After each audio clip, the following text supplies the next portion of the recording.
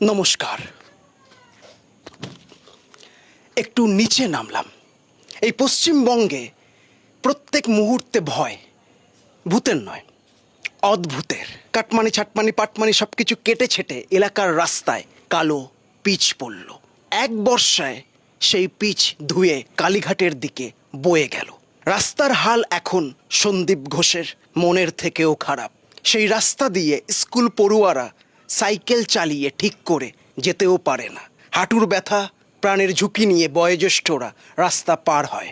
এই বিষয় নিয়ে আমি প্রতিবাদ করি না, ভয়ে। যদি রাত্রিবেলা তিনো না দিদির লোকেরা ঢুকে যায়, রাস্তায় হিজড়ে মাসি ধরলে টাকা চায়, টাকা না দিলে অভিশাপ দেয়। আমি এই বিষয়ে প্রতিবাদ করি না, ভয়। যদি অভিশাপের মাত্রা বেড়ে যায়, সাউথে পুলিশ